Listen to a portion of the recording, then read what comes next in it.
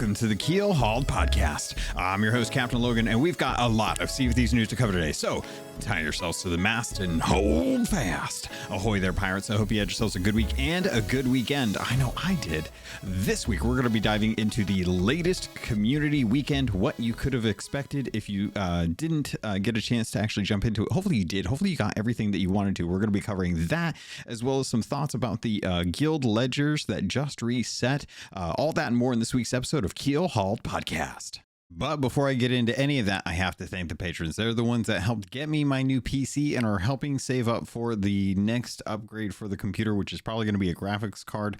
I've enjoyed the short little Sea of Thieves streams that I have been doing over on Twitch. Those have been fun. It's been nice to see some folks pop in from time to time. I'm keeping them short just because I tend to jump from game to game at night. So I'm rarely ever kind of, if I'm going to be sailing solo, doing long hauls all at once. So just kind of a heads up there. If you do happen to see me on, I'm probably going to be on for maybe a couple hours at most before I swap over to a different game and I get distracted there. But I want to thank the patrons because they're the ones that are supporting this content. If you want to support this content, you can do so like Captain Hatchet, who joined up this month to join in and get a part as get into the actual guilds for the guild hoarders. There's two. There's one that's full and there's one that's filling up. So those are available to the captain tier for the gold hoarders. And I want to thank all the patrons just because of their support. So thank you to People's Republic, L Cute, Balls, Blue Turtle V1, Captain Chonky, Captain Hatchet, Captain Hayes, Chateau Neuf, Super Pack, Zombie Killer, Cloud, Cosmic Johnson, Static Mirror, DA Gaming, Davram TV, El Jefe Esteban, Fergatron, Godhammer 6, I'm Dependa Now, Jorby Jorbs, J Hood, Carl Embo, Kasia the Aficionado, Cryptic Slayer, Lumpy SRQ, Evil Morpheus, Space Admiral Oars, Xbox Mike 29, Murphy Lives, Mutinous Max, Nipper Kim, Norwegian, Raja the Brave, Registella the Brony Pirate, Replicated Flame, Rustbelt Kid, Skamelt 666, Captain Dasm, Tommy D, TN Professor, Real Big Tuna, Big Bad Pad, Mina Fairy, Anthony N Jr. Anthony, let me know in the Patreon if you get a chance. Send me a message. Let me know what you'd like to have as your call out. And I will go ahead and get that changed up for you too. Captain J Rat of the Flaming Cold Sore, the Lore Chronologist Deadeye Dre, Hager Owl, Jeff H, Ghost Boy 20, Evil Martha, Peter Miller, Rooski Doo, Thor Von Blitz, Windsor Chris, Luke Lord the Insipid Ghost, and Zam Wow. Thank you all so much for your support. I really appreciate it. It does actually go towards the bills for this podcast. That's pretty much all it does. Is it goes towards the upgrades, and it goes towards taking care of the hosting sites for the podcast, as well as the software that I use, the Adobe suite that I use on a weekly basis to put out videos, to be able to render out the audio, to get it in a nice quality. So all of that is being taken care of because of the patrons. I have not had to, well, I won't say that I haven't had to upgrade stuff on my own build, because a lot of the PC build did get come out of personal stuff, but that I felt was it was important that I also do that as well too, and not just kind of sit on it and talk about it forever. But I do really appreciate all of the support and all the help. It's been amazing, and so I really appreciate that. So thank you. If you guys have any questions, comments, concerns, feel free to let me know as well too. Other than that, I'll probably see you in the Gold Hoarder channel in the Discord server, because that's where we've been talking a lot about just guilds in general. All right, so we got a Sea of Thieves news video that came out, and I think this one is going to be a little bit spicy. So I originally was going to have this at the end of the episode. I think I'm changing that. I think I'm actually going to put this at the beginning of the episode. So if I say stuff that references that I'm going to talk about what I'm talking about now later on in the episode, it's just a weird way that I had to kind of I made a change midway, so it's gonna be weird, but don't worry, it's still all the same content. I'm just changing up the thing because I was deciding on it, and I completely forgot about what I want to get into, which is the exploits. So we got a Sea of Thieves news video.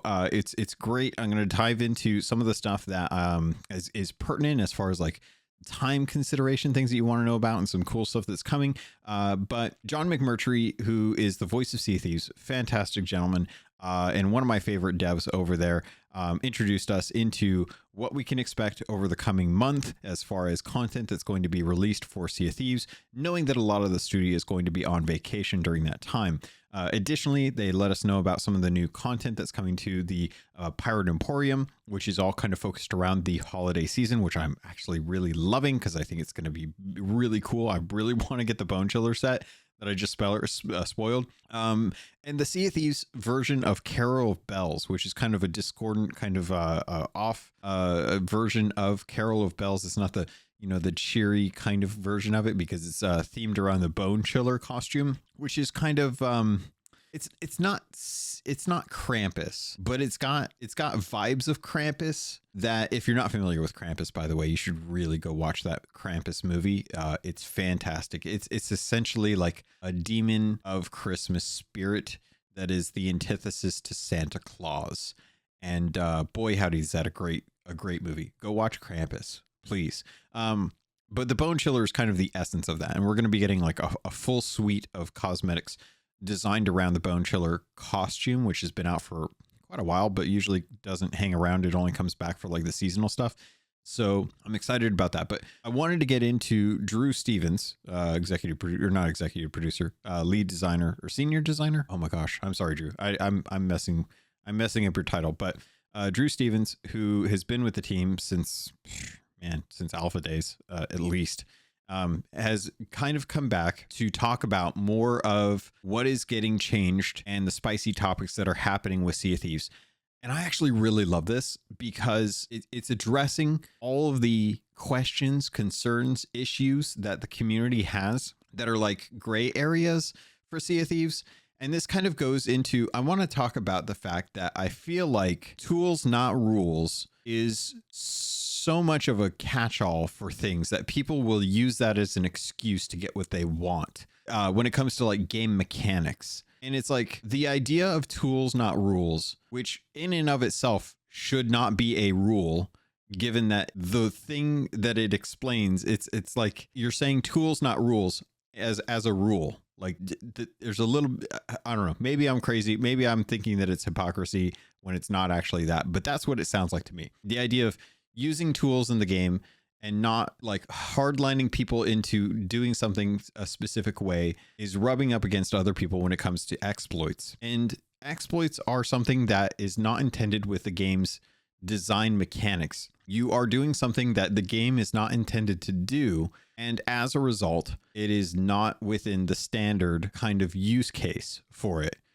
Breaking emotes is a good example of an exploit. While you're not really gaining anything out of it, it's just a breaking emote that is not intended. So Drew goes into kind of break down a list of all of the exploits that are the most popular ones and says what's good, what's bad, and what is on the list to get fixed. Now, they didn't give a timeline for this, but the fact that they're addressing it and calling out each one to kind of solidify, like, this one we're okay with, this one we're not, we're going to work on this one, was really nice. It was a breath of fresh air.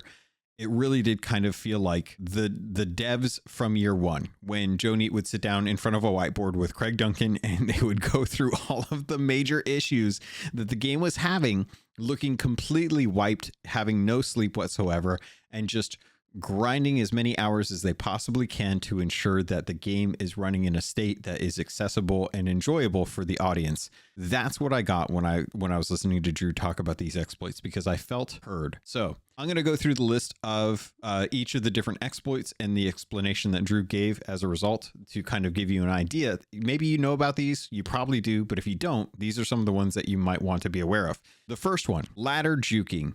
This is something you've probably seen a streamer on Twitch do. You're climbing up the ladder, you let go of the ladder, and you're able to fire a weapon at the person guarding the ladder. You can kind of circumnavigate this with blender bombs as well, too, if you're not quick enough. But if you're quick enough, you have a low enough ping, you can get a shot off on the person bearing down on you at the ladder. this is kind of a way to kind of, stop someone from being able to guard ladders is easily. That is okay. They're fine with that.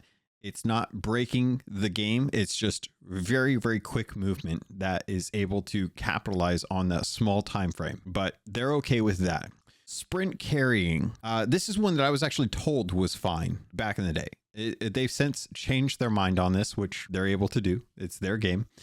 But sprint carrying is where you are dropping and picking up an item in a fast enough rotation that you're able to run because of the delay that it takes to pick something up. It doesn't actually slow you down when you drop it and then pick it up. The time it takes to like pick up an item where it circles the little button, whatever the appropriate input is that you have set up to pick up an item. When you have the reduce to hold, where you don't actually have to hold it down, you just tap it and it fills up the item. That accessibility feature is enabling people to run with loot where originally they're supposed to just be moving at a slower pace because you're carrying an object. That's the intent, is to slow people down from being able to turn something in by having them hold it and run with it at a slower rate than someone that can actually sprint. This is going to go into another topic that we're going to talk about with the balances for the Siren Skull too. The idea is to give the person who's in last place an opportunity to get into first place. And the way they do that is by handicapping the person in first. It's Mario Kart. If you've played Mario Kart, you understand if you're in last place, you're going to get stars. You're going to get lightning power-ups. You're going to get Bullet Bill power-ups. You're going to get all the really good power-ups. If you're in first place, you're getting a banana and maybe if you're lucky, a mushroom. And if you're really lucky, you're going to get like a turtle shell. But the guy in last place, they're going to get the spiked blue shell. They're going to get like 3 spiked blue shells. And that's the same concept here. Sprint carrying loot or sprint loot sprinting. I don't know why they don't say it's loot sprinting, but loot sprinting is effectively breaking the intended handicap with carrying loot for the person who has the actual loot. Like, you're supposed to have anxiety when running with an item to go turn it in, knowing that someone's behind you. That's the intent. That's the adrenaline rush that you get the victory of turning it in, even with the handicap. So that is bad. That's going away. They're gonna whatever they have to do to fix people from being able to loot sprint, they're going to break that and make sure that you can't do that. Wall running is a weird one. This is one where if on the larger boats like the galleon, if the ship turns at an angle, and I think they're talking about like outside of the boat, because I don't think I've ever talked to anyone that's ever really tried to do this like kind of thing. But if the boat is at a decent enough angle, you can actually run along the side of the wall, and they're fine with that, which I guess is okay. Cause I mean, the boat is at an angle, like it makes sense, like physically, it's quite possible that something like that might actually be possible. And it's not really breaking the game in some sense. And the likelihood of you actually being able to pull it off or have it actually work is very low. So that's fine. This one is a weird one to explain. This is a DPI switch. If you have your mouse at a high enough DPI, you can spin your mouse left and right. And because you're in first person, what that does is it actually messes up the way that your pirate moves in underwater. And because of that, the game can't quite register or make out like what your hitbox looks like. And the hitbox is the invisible box that's around your pirate. It's the same for every pirate. And it's the same. It's the reason why we don't have headshots, is because you just have one hitbox, regardless of the size of your pirate.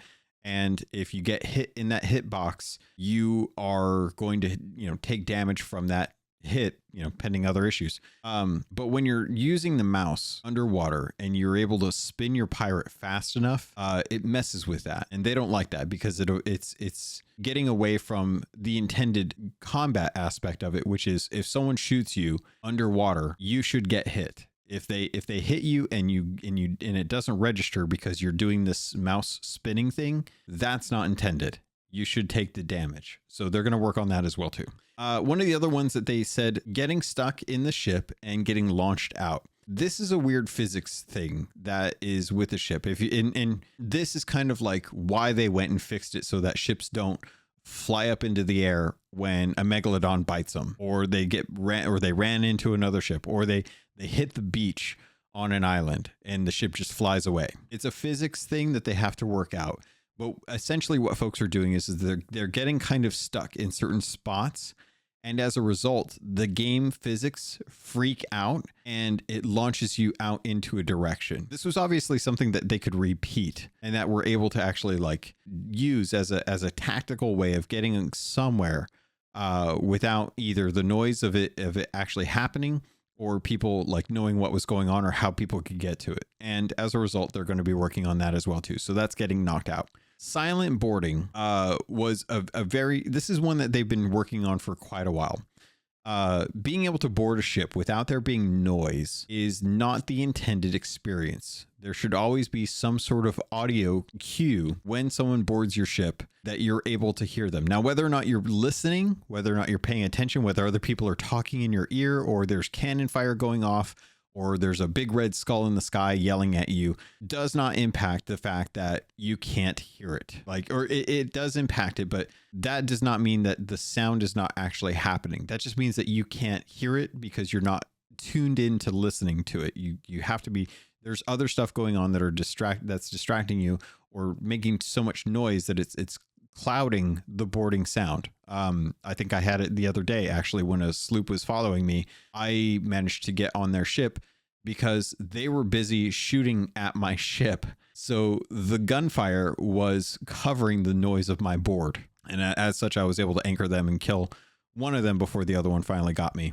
But as a result, I was able to get away. But they could have heard me if they weren't talking to each other and they were listening and they were trying to pay attention to the mermaid sounds as well as the boarding sounds, because those are all clues to let people know that someone is in the water. You have to be aware. So being able to board a ship without any sound, and this used to be done with people kind of using a gun and aiming down sights as they grab the ladder. That's something that they're continuing to work on. And then the last one was sword lunges. And this one was one where it could have been more clear, but it was clear enough for me based on the tone in reading between the lines of what Drew had said. But effectively, he said that the sword lunge was never intended.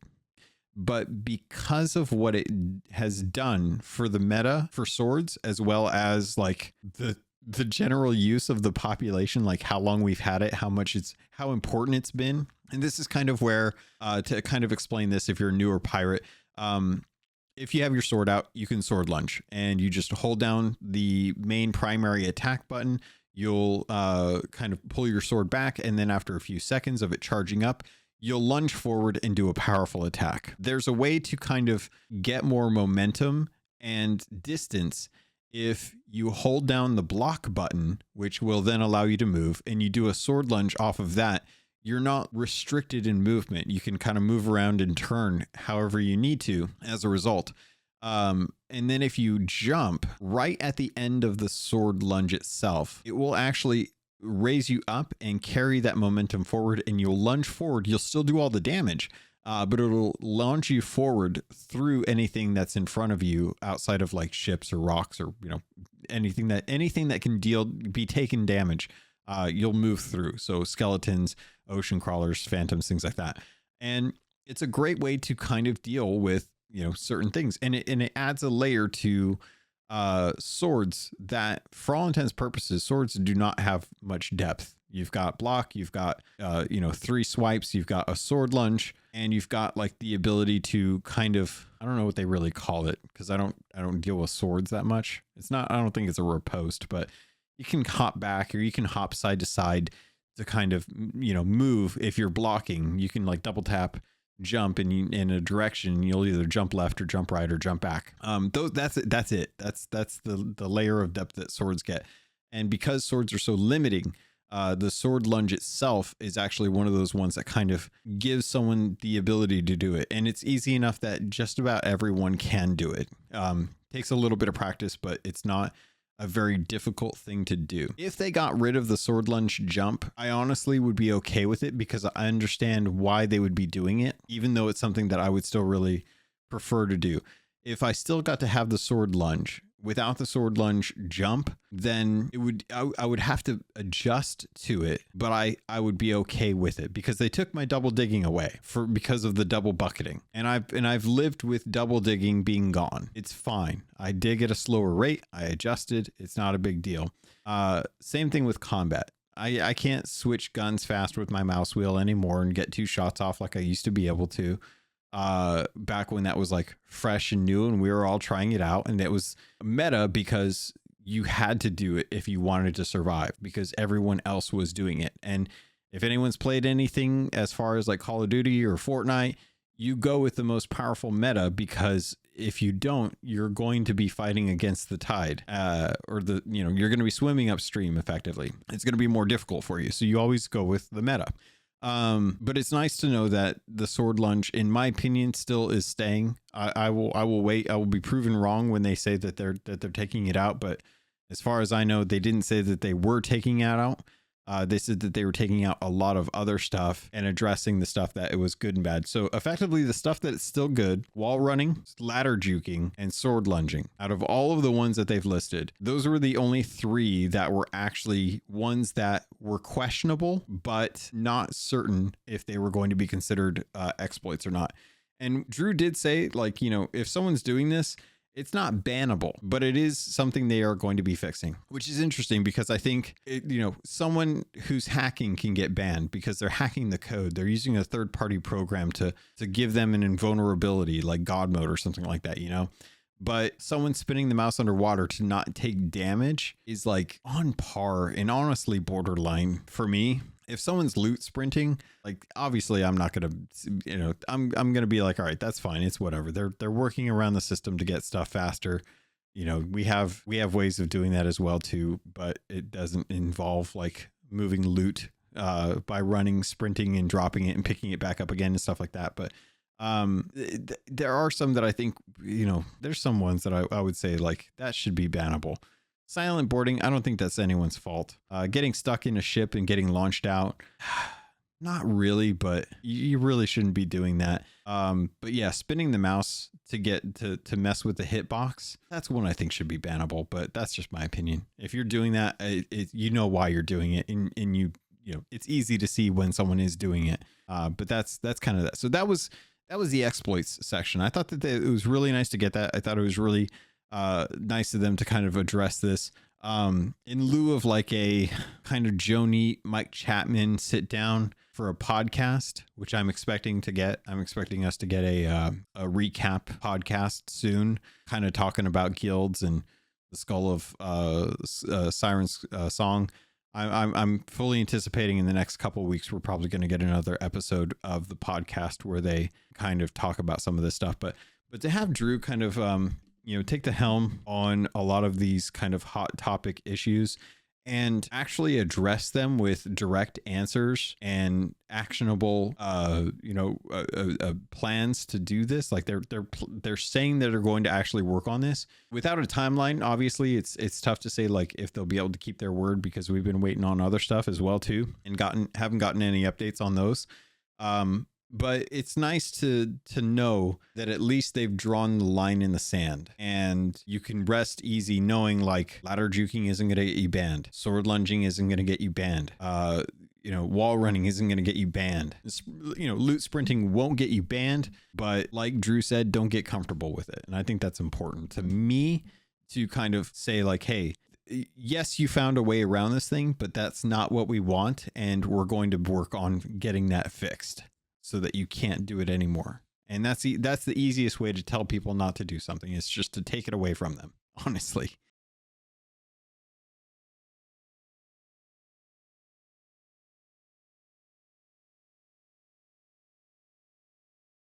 All right, to dive into the rest of the Sea News update, Safer Seas is coming out on December 7th with their next update, which is going to bring in all of the other like holiday stuff. But not all of it is going to go live on December 8th. So there's going to be a Gifts and Glory event that is starting from the 18th through the 24th, which is it's close to a week, but it's right up until Christmas Eve. I'm looking forward to this, with the exception that it sounds like we're going to have to deal with gifts. But I don't think we're going to be dealing with the actual gifts, like the humble gifts, and the generous gifts. I think we're going to be doing the whole donate loot to other player thing, which, honestly, I like doing the donation stuff. I don't like when somebody takes something and then I have to go kill them to get it back. Like, obviously I want to deny them that kind of thing. But I do like the idea of working on getting like a bunch of loot and then like just sticking it somewhere and having someone find it and then be like, oh my God, somebody just left a chest of fortune here. That's fantastic. Like all the times that you log into a server, you go out to your ship, and there's 2 storage crates there just stock full of supplies, and you're like, oh, I didn't have to buy it and I don't have to farm it. It's just right there. Those things that, karma crates, a lot of folks like to call them karma crates. I don't believe in karma, but a lot of people call them karma crates. Those are the kind of things that I think are really awesome. And, if one time out of the year is the time where I will put aside my desire to deny loot and dig up a bunch of stuff to give something to someone else in the hopes that it just brightens their day, I'm okay with that. I think I had like a sale the other day. I can't remember if I told this story, so apologies if I did, but having the opportunity to get or see a ship sink and to see like the ship go over and like actually check it out. And then to find out that that ship had one of those like really, really rare chests from the treasuries and the shrines and stuff, like being able to get that back to them, such a great feeling, man. Like stuff like that. So yeah, I know, it's one of those moments where you do kind of have to go against the game.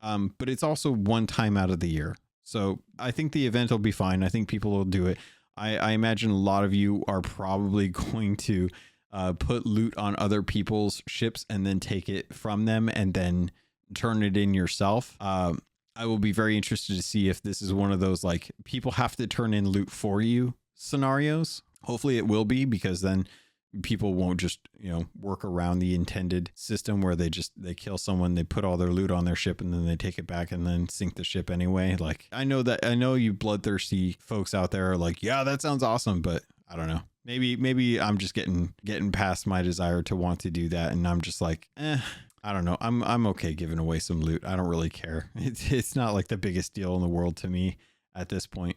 One of the other things that I wanted to touch on was orb stream. Are we getting an orb stream this year? It's been popular. We've had 2 so far. The last one had heavy hints at Flameheart coming back, and Briggsy. We got plenty of Briggsy. I don't know if they're going to do an orb stream this year. I would be surprised if they did, just based on how messed up the timeline is for their story stuff at this point. I think I would much rather them not do an orb stream, so that people aren't given these kind of expectations of what we're going to, or what we should be getting, and then come to find out that something happens and we don't get it, because then it's just going to be like egg on the face and it's just going to disappoint people. So I don't know.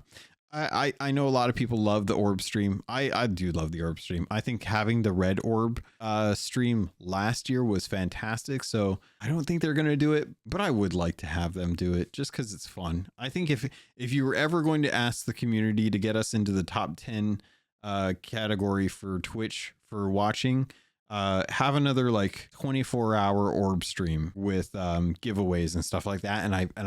I'm pretty sure you'd be able to get folks to log in to watch that. That's just I don't want to feed the beast here, but that's kind of how I feel about that.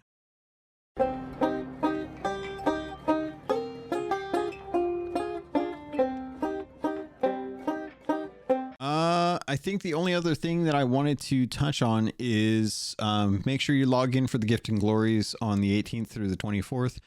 From the 30th through to the 2nd, they have a login bonus for the Grog Manet thing, which is an event up in, is it Scotland? I think it's in Scotland that they have Grog Manet. But it is a New Year's Eve celebration. It's going from the 30th of December to the 2nd of January. Those of you that already have your Grog Manet tankard will be able to earn another notch, indicating the additional year that you logged in to get it. If you've never gotten one, it will be your first tankard. If you've missed out on a year, it will just increase by 1. The max right now is 4, and I know a lot of folks that do have their 3 notches so far. They didn't talk about an event being planned for this, so I think that maybe might be something that they might touch on like later on in this month. But as of right now, it's just a login bonus for that. So be very interested to see like what's going on with that. I think the big event is honestly going to be the Gifts and Glory. The login bonuses for that are going to be gold. There's a new Precious Present flag, which is a red pennant that has a white wrapped gift as the actual like icon or symbol on it. Cute. I like it. You're going to be able to get a Skull of Destiny voyage, as well as a Cursed Chest voyage, which has like the Rage chests and the Chest of Sorrow and, you know, those kind of items in there.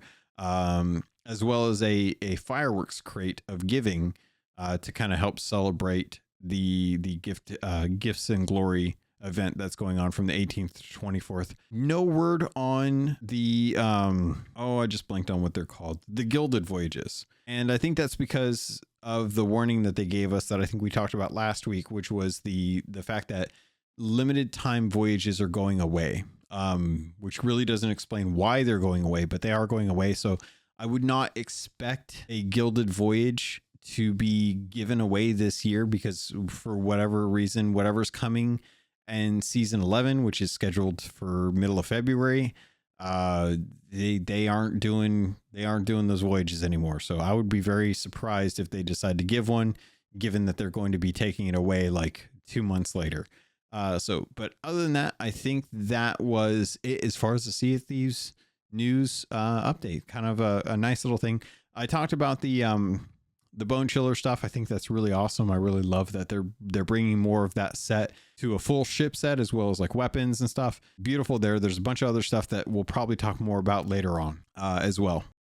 So we just got finished up with the latest Season 10 Community Weekend that was going live from December 2nd to December 4th. Hopefully you all managed to log in to get your free flag, as well as your Snapping Shark emote.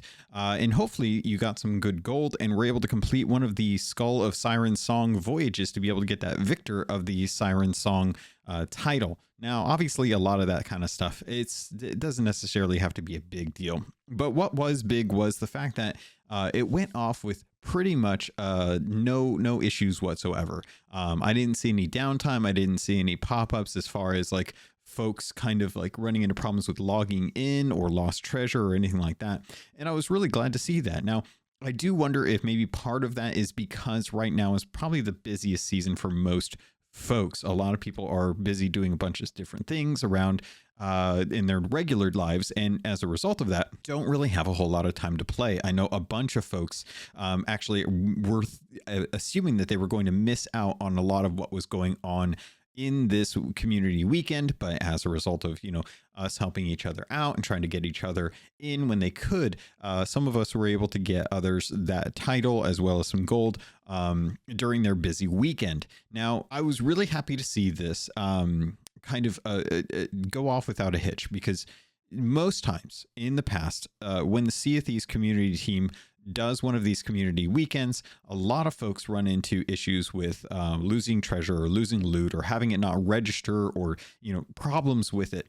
And thankfully, I think they've got this kind of worked out. Again, it really is dependent upon whether or not they were able to kind of deal with the fact that it might have been slower or less popular of a community weekend, but it's really hard to tell that kind of thing just based on talking with other folks. The streaming was pretty good. They had a really fantastic kind of event planned, and I did not get a chance to actually really watch it. They pretty much had kind of a really big competition with some of the top streamers. I saw a lot of folks kind of come back.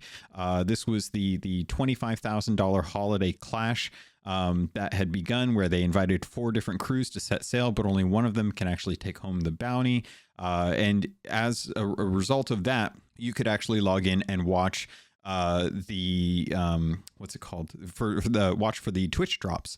And the Twitch drops were actually kind of varied up this week. I actually really appreciated that aspect of it. Instead of it just being one full set you actually were able to get a couple different things from different sets. So hopefully you got to watch Twitch for the 4 hours, which I do appreciate it just being the 4 hours. And hopefully you do have one of those auto claimers that allows you to be able to just kind of have the stream up and running, and it actually claims the drops for you. Twitch changed their thing recently where they no longer show the progress when the drop down menu, when you go to click on your account. It's a little frustrating that they did that, because I think that that was something that a lot of folks really appreciated, being able to keep track of that and see where they were. And as a result, you do have to go to your inventory to actually make sure that those were being done. But the 4 items that they had this community weekend were the Eastern Winds Ruby Pristine Jacket and Wrap Dress, as well as the Gilded Phoenix Pistol and Blunderbuss. So I'm glad that they're doing those. I actually can't remember if they've actually released these in the past. And they did have one of those interesting conditions that they did the last time they did it for Season 9. So much like with Season 9's community event or weekend, they were offering kind of those Obsidian kind of captaincy cosmetics, which is, it's kind of interesting to think about it. You know, obviously they're looking to try and like push out more of that Obsidian set through giveaways and drops and login bonuses and things like that. But the conditions for it last time were to reach Twitch's top 10 categories based on viewer numbers. And it was going to unlock the Obsidian Captain's drapes. And I was kind of bothered by this because top 10, you're asking for a lot. Like there is a lot of kind of like, if you just browse games and you're looking for live like categories like the top, and you go based on high to low, you have to overcome Just Chatting, Fortnite, League of Legends, Valorant, Grand Theft Auto, Call of Duty. Like Lethal Company right now is just popping off. Like I don't even know what this game is, but it's a brand new game that tons of streamers are like going into. You've got Counter-Strike and Apex Legends and Overwatch and FIFA, of all things, like FIFA, as well as like, you know, World of Warcraft is really popular right now. Like Fortnite has 89,000 viewers. 89,000 viewers as of the time of recording. Sea of Thieves has 4.7 thousand viewers at the end of the community weekend. Now, I know that there's a good chance that we got it last time because it was the first time they asked us to do this. It was the first time that they released like an Obsidian item for a ship. And everyone was really like, okay, we'll do it this one time. We'll try and push it. I don't know how we managed last time because we barely slipped into the top 10 for like a half a second. And it was just enough to trigger it to be able to get credit for that. So them asking us to do that again, I feel like they kind of like missed you know, like what happened last time was a little bit of a fluke. Like we did it, but it's kind of like by default, like you win by default. You don't really win because you really stood out and, you know, brought your best. You won because some streamer went offline at one point and their 20,000 viewers all went to go do something else. And we just happened to slip into the top 10 and someone screenshotted it. You know, this wasn't like, all right, guys, we made it into top 5. Let's go for, you know, we're going for the top. We're going to get that Fortnite we're going to knock Fortnite out of its top spot. We're going to be sitting right next to Just Chatting at 170K on a Sunday evening. Nope. That's not going to happen again. I really think they need to kind of maybe lower the bar for this, you know, like maybe top 20. We'll see if we can do the top 20 because all this is doing, it's an artificial gate, right? Like they want to do the drops. They want to give reasons for people to do that. And they have to have like a decent stretch goal. But like top 10 was asking quite a bit. Let me see, like 1, 2, 3, 4, 5, 6, 7, 8, 9, 10, 11, 12, 13, 14, 15, 16, 17, 18, 19, 20, 21, 22, 23, 24, 25, 26, 27, 28, 29, 30, 31, 32, 33, 34, 35, 36, 37, 38, 39, 40. We are sitting at 41 out of the highest viewers on a Sunday evening. So we're in the top 50, you know, like we're in there with like Destiny 2, Elden Ring is like 500 viewers shy of our numbers. That's a single player game. That's not even a game as a service. That's just a lot of people watching streamers play that. And the highest streamer with 300 viewers. Now I know like some of the big dogs, they come in, they bump those numbers up, right? You know, you get some of the Beardageddons and the partners in on this, and we're going to see that kind of bolster up. We may get up to like, you know, like the 15 or 20K when some of the main streamers are kind of jumping on, they bring their communities to this and the viewers go for that kind of excitement. But I really don't like, if we had done it this week, I would have been very surprised. I would have been very impressed, and I would have been very like blown away by the fact that we hit top 10 categories twice in 2 community weekends. But I don't think that's going to happen, man. And I'm not trying to speak ill of the community, or I'm not trying to say like the game isn't worth it, but I really think that Sea of Thieves has to kind of address a lot more of the content drought that we've dealt with this year. And then we can maybe like talk about hitting top 10. Like if Pirates of the Caribbean 2 comes out and we have like another round of 3 tall tales that are Pirates of the Caribbean, I think then we could definitely hit like top 10. We could most definitely like hit top 10 with like another drop like that. But the content is what's going to drive a lot of people to want to watch that. And if there isn't an update to the game that coincides with that community weekend, like we've had 2 weeks, or no, we've had, what has it been? 2-3 weeks now for the Skull of Siren Song. The hype for that has died. It's unfortunately, and I'm not trying to be negative about that. I'm just being honest. Like a lot of people I've seen are just not. Most of them are already done with the 30 that you have to get and the other commendations and stuff. So there's really not a whole lot.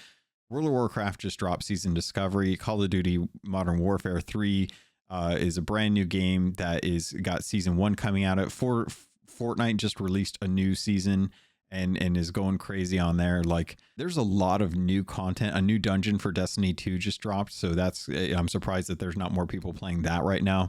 I'm surprised there's more people playing Hearthstone of all games. But I mean, even then, like it's a culmination of like different streamers and stuff across the world, you know, like the top streamer is not even like an English speaking one, where I would imagine most of the content usually goes to English speaking streams, but they've got like 2.3 on Hearthstone. And I don't think I don't think that we've got those kind of numbers on a regular basis at this, like throughout the thing. So I'm hoping that they address this in a way that feels a little more feasible if they're trying to give stuff away, because it's kind of a bummer to sit there and be like, all right, we're going to give you guys the Obsidian Captain's Drapes. Just kidding. Not really, because, you know, you didn't get it. So sorry, try again next season. And we have to wait another 3 months before we get another opportunity to try and get the Obsidian Drapes. I don't know how that works, but that seems to be the way that they're doing it.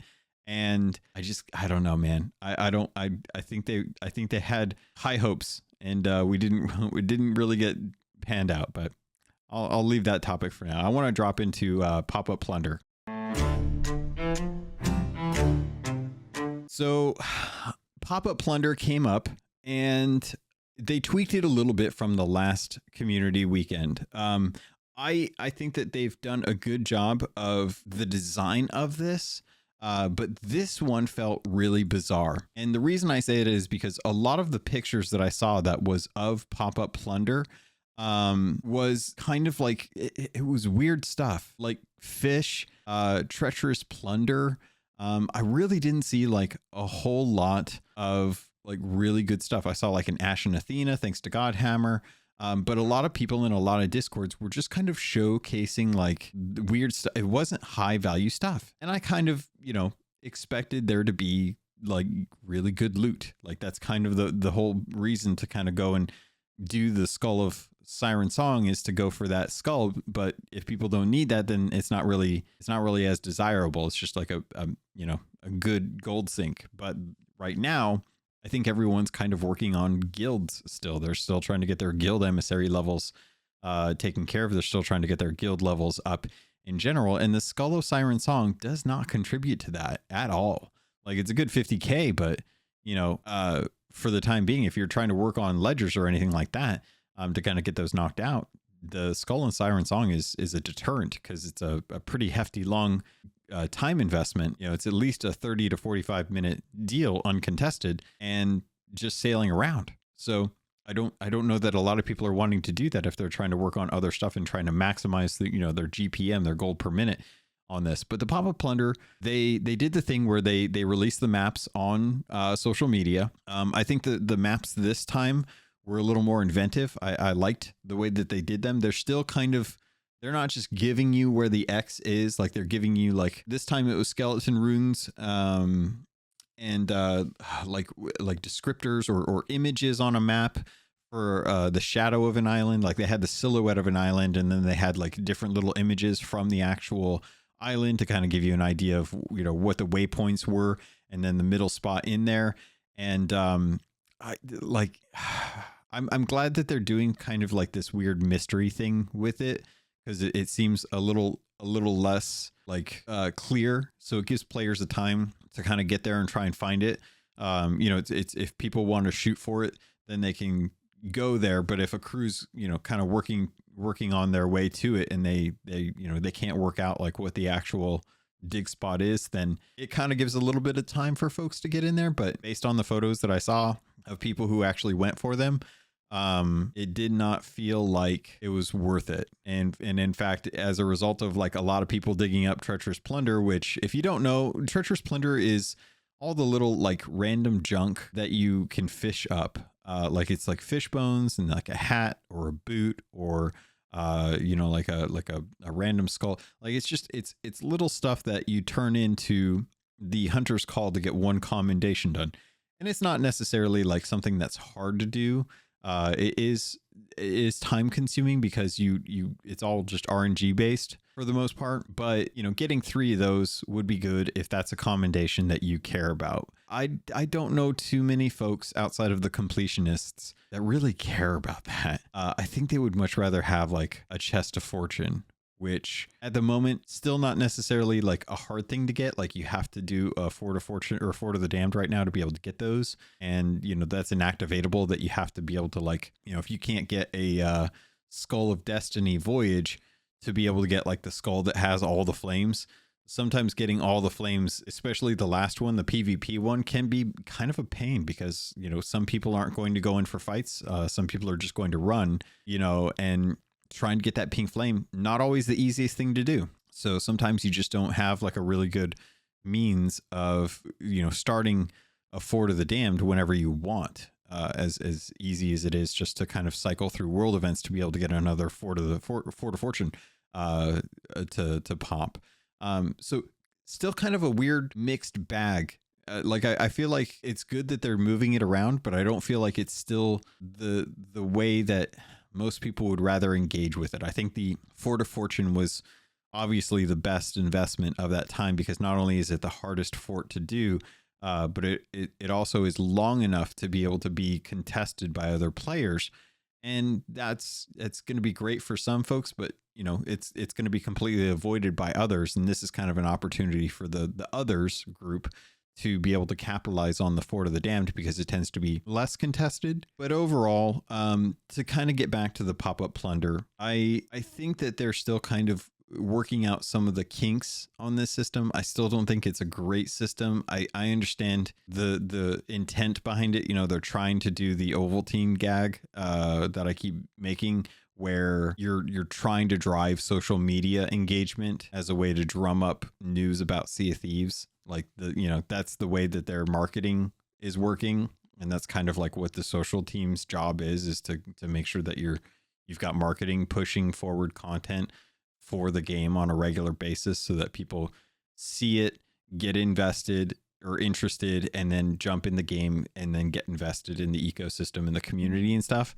So I get it. Like it's a way to drive new people to the game, but with social media, it's such a mixed bag, man. Like how many of you guys think of a game that you don't play? Like in you know, could be the Dwarf Rock, Deep Rock. No, I can't think of what the dwarf game is. Think of Among Us, or Fortnite, or Destiny 2, or World of Warcraft, or Call of Duty, or FIFA, or Madden, or Forza Horizon 5, or Halo Infinite. think of a game that you don't really pay attention to. You know, you pay attention to Sea of Thieves, but you don't really pay attention to those other games. Are you actively finding stuff from their social media accounts about stuff that's going on in their community to kind of drum up excitement around events? Because I mean, I follow a lot of that stuff for XCP, where I do, you know, news with Luke Lore for Xbox and stuff. But to keep track of all of the different games as a service and the events that they've got going on, there's almost not enough time to be able to do that on a regular basis. So the likelihood of someone who's fresh to the game stumbling upon pop-up plunder, understanding what the very kind of strange maps are, to understand that, like, there's no lexicon in the Sea of Thieves website that explains skeleton runes. You have to go find that information outside at outside sources through like Merfolk's Lullaby or the Wiki or Rare Thief, or if you've, like me, like built up your own library that you've got saved as like a JPEG on your hard drive. Like, not many people are like fluent in skeleton rune kind of language. So putting out little mystery things like that is gonna go over the head of 90% of the player base, and they're just going to scroll through the comments for the one Sea of Thieves wiki nerd who's deciphered it all. And you know, that's great for the social media person who's like coming up with that, but overall it's such an interesting way to kind of go about it. So, and they've done some weird stuff, like, I don't know, man, they've had a storage crate that has fish in it. Like, what kind of pop-up plunder is this? So I was thinking about this, and honestly, I think one of the things that they should do with pop-up plunder, and I can't remember if I've talked about this in the past, but if I have, I'm going to say it again because it bears repeating. There is an entire system of pop-up voyages that is currently in the game that is not utilized whatsoever. And it's those quest boards. Like, we have quest boards. If you want to do pop-up plunder and you want it to work out well, you've already got the idea of like, hey, we need to let people know that pop-up plunder has just spawned. But sending people to social media, taking them out of the game to go find out like where it is, and having them like try and not go AFK on a ship long enough to be able to suss out, you know, do the detective work to figure out like, okay, where is this actual X? Like, I don't like it. I don't like that aspect of it. I think it is, I think it pulls people out of the experience too much. And I think it really should be something that is utilized in the actual like Sea of Thieves message board system. So you are going to the message boards whenever there's a pop-up plunder. They're everywhere. You check the board and there's a thing, and that map can have it look kind of weird, like there's just, you know, you're not really sure what to do about it. And then that way they're able to kind of stay within the game and be present in the moment and actually work on it there and talk with people, and then see if other people are going to like see posts or outposts to kind of check the message board. But it will drive people to like go to those places, and that could, you know, that's an opportunity for engagement. But it takes it out of the social media aspect of it, which I know is the whole drive for the pop-up plunder, which obviously is, you know, that's their choice. They're probably going to continue doing that. One of the other big things that came as a result of the community weekend, besides the drops, was a sale. Well, not like a sale, but like a continuation of the Black Friday sale. Like, so if you've been wanting to go into the Emporium to check out some of the content that's been in there, you've been able to get the free down the hatch emote, the Golden Skull sales, which are actually one of my favorite. Those are coming. I think they've actually come as a result of Black Friday. I haven't actually checked to see if they're still in there. But things like the Sawbones ship bundle, those are 40% off. So if you wanted those, you could always pick those up. The Dark Warsmith ship bundle is 68% off, so hopefully you guys took advantage of that. The weapon bundles and the costume were like 70% off as well too. The Pirate Appearance Potion is 33% off. The Golden Curse pets were all 38% off. And the Sea Serpent ship bundle was 40% off. And they had like lower percentages for the different bundles as far as like the lantern, the weapon bundle, and costumes and stuff like that. A great time to actually jump in to actually like save some ancient coin and stuff like that. Kind of surprised that I honestly, I don't know if we're going to ever get another one of those ancient skelly community weekend things. Like I can't remember which season it was, but one of the seasons was designed around the community weekend, having the emissary grade go up as a result of social media engagement. But when it did, what it did was it upped the chance of being able to get those ancient skelly, ancient coin skeletons. And that was something that was actually like really, really driving engagement. A lot of people wanted to log in, and they did have like a cap on that, right? Like it wasn't like you could just have an infinite amount of ancient skelly pop-ups for that whole time. But as a result, a lot of people did kind of log on to try and get a couple of those ancient skellies. And it would have been nice to have something like that show up for another community weekend, especially for one that was going to kind of extend over the holiday season, when a lot of people probably aren't going to be playing as much, but also could be saving money or getting gift cards for this kind of thing to want to spend money on. And if they just needed a little bit more to kind of tip them over into that collector's figurehead, then, you know, a couple ancient skelly spawns as a result of the community weekend being a higher rate of spawn would have been kind of cool. But I understand like why they can't do that, you know, all the time. Obviously there's a lot of money and approvals that have to go into that kind of a thing, because it is free money and they can't just do that all the time, right? Like they can't just give away money all the time. They can have a percentage that is a spawn rate overall, but that will consistently be a money sink that they are losing from stuff like that. But overall, to kind of wrap things up on the community weekend, I think they did a good job. They had the picture wall out. I think everyone kind of likes the picture wall. I like kind of go get a little photo in front of it and stuff. Kind of showcase that.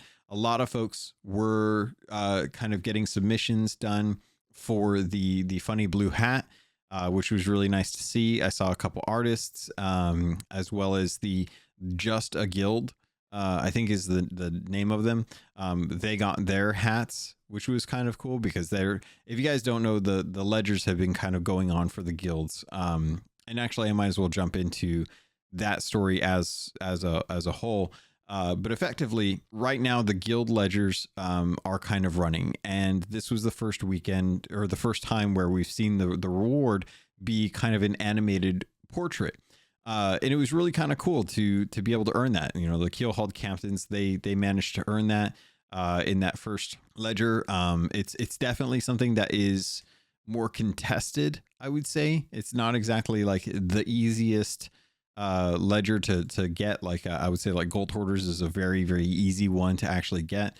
But this one was one that I think was interesting to watch, because there was actually a fair amount of guilds that started to kind of crop up towards the end of the month. And ones that were like, they were earning millions of ledger points in like overnight, like a very short amount of time. And it definitely felt kind of odd, because it felt like you knew they were cheating, but you didn't know how they were cheating. You didn't know if it was an exploit or if it was an alliance server, or how they were actually going about it. But they did. And there were definitely a lot of people kind of, blowing the whistle on this on social media, as well as in the Discord servers, over on the forums as well too, calling people out and being like, hey, you guys need to check the top global guild ledgers, because the top 5 or the top 6 is drastically swaying as far as like emissary value by like millions of value overnight, when there's very little amount of time.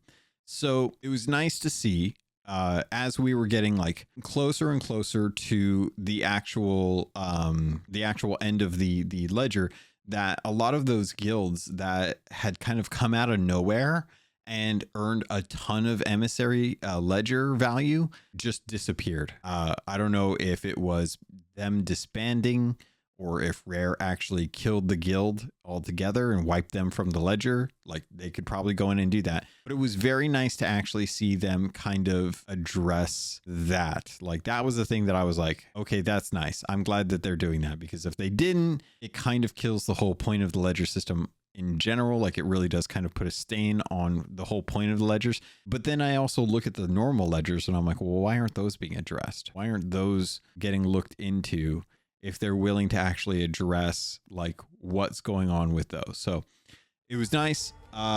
That's kind of a wrap on the community weekend, as well as like the guild ledgers. All right, pirates, that's going to do it for this episode of the Keelhauled podcast. Thank you to everyone for listening. Thank you to everyone who hangs out in the Discord server. If you'd like to join up, there's plenty of ways to do so. Just make sure that you head over to the show notes for this episode, wherever you're listening to it.